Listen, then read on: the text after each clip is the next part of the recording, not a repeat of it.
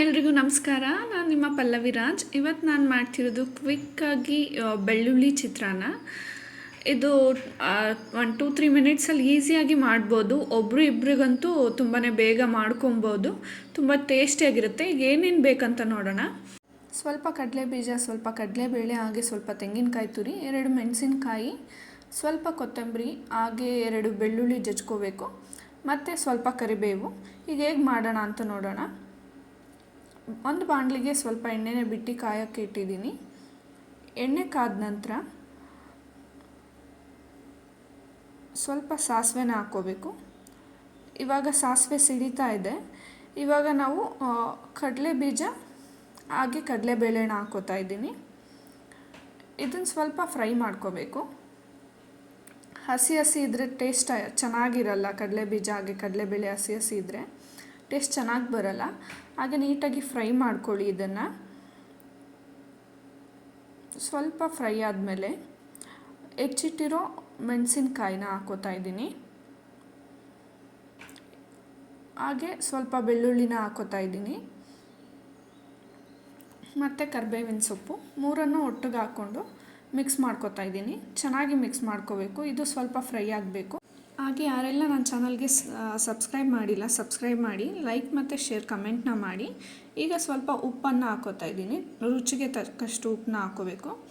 ಅದಾದಮೇಲೆ ಸ್ವಲ್ಪ ಅರಿಶಿನ ಪುಡಿ 1 ಟೇಬಲ್ ಸ್ಪೂನಷ್ಟು, ಎರಡನ್ನೂ ಹಾಕಿ ಚೆನ್ನಾಗಿ ಮಿಕ್ಸ್ ಮಾಡ್ಕೋಬೇಕು. ನೋಡಿ, ಇದು ಚೆನ್ನಾಗಿ ಮಿಕ್ಸ್ ಆಗ್ತಾ ಇದೆ. ಅರಿಶಿನ ಹಾಕಿದ್ರೆ ಅದು ಟೇಸ್ಟಾಗಿ ಕಲರ್ ತುಂಬ ಚೆನ್ನಾಗಿ ಕಾಣುತ್ತೆ.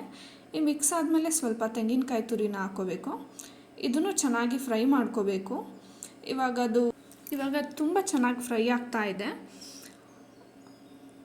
ಇದು ಸ್ವಲ್ಪ ಫ್ರೈ ಆಗಲಿ. ಇದು ಚೆನ್ನಾಗಿ ಫ್ರೈ ಆದಮೇಲೆ ರೈಸ್ನ ಮಿಕ್ಸ್ ಮಾಡ್ಕೋಬೇಕು.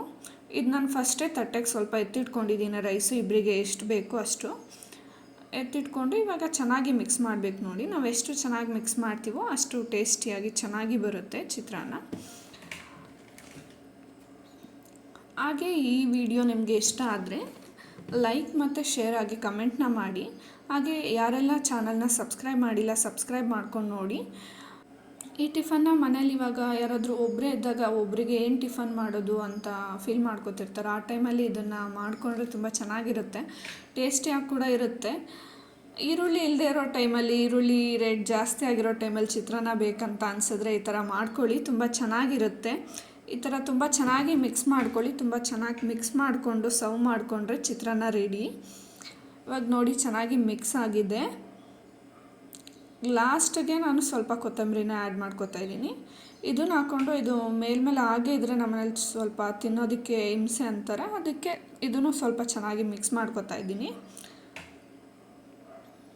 ಇದು ಚೆನ್ನಾಗಿ ಮಿಕ್ಸ್ ಆಗ್ತಾ ಇದೆ. ಇವಾಗ ಲೋ ಫ್ಲೇಮಲ್ಲಿ ಇಟ್ಕೊಳ್ಳಿ. ರೈಸ್ನ ಹಾಕಿದ್ಮೇಲೆ ಸ್ವಲ್ಪ ಗ್ಯಾಸ್ನ ಲೋ ಫ್ಲೇಮಲ್ಲಿ ಇಟ್ಕೊಂಡು ಮಾಡಿ.